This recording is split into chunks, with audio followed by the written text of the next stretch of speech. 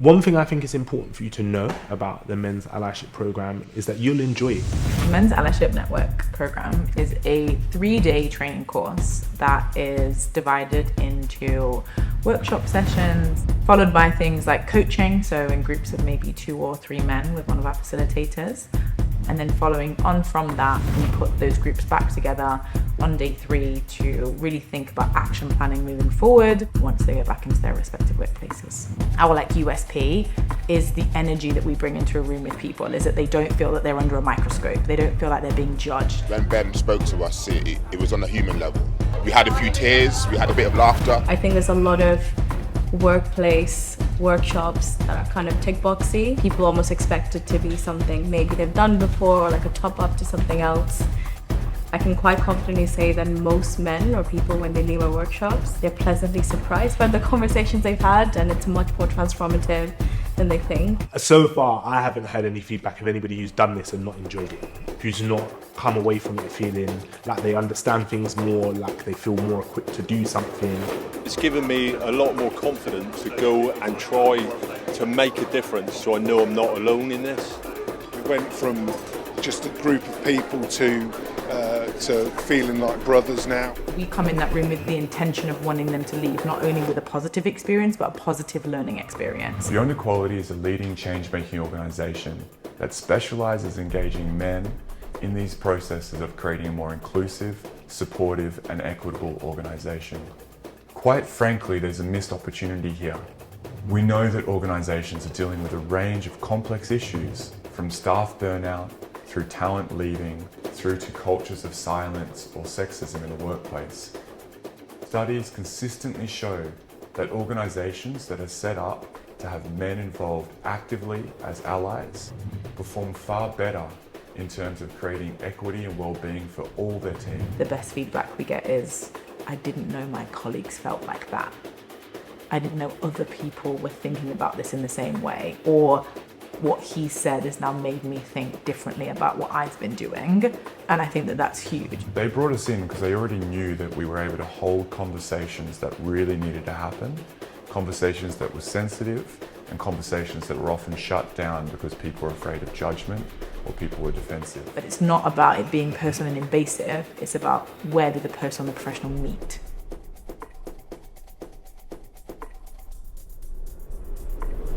Quite often we find that men tend to put on like an armor and they just sort of get on with things. So there may not be obvious struggle, but there's a stereotype that you shouldn't really ask for help because you're seen as weak.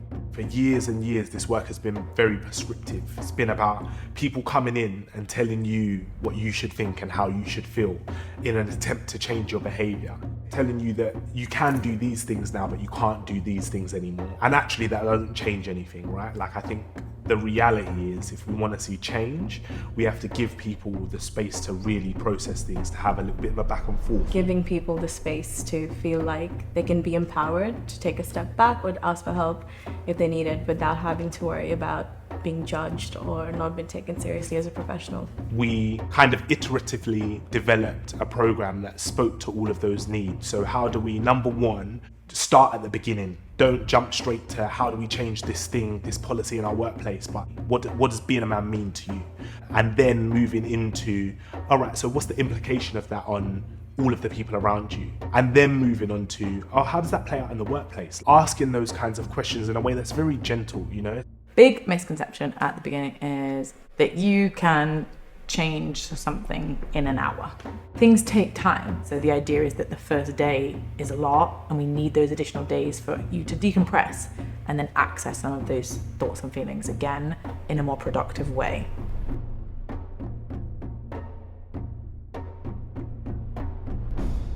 I felt more vulnerable in this group of guys and learning what it was about than I have in my life, really. It's a place to be part of. It's kind of given me a much harder resolve to call out behaviours that are wrong, and sometimes that can be difficult. It's affected my home life, it's affected my personal life, all for the positive. The biggest change that I see is that people feel better.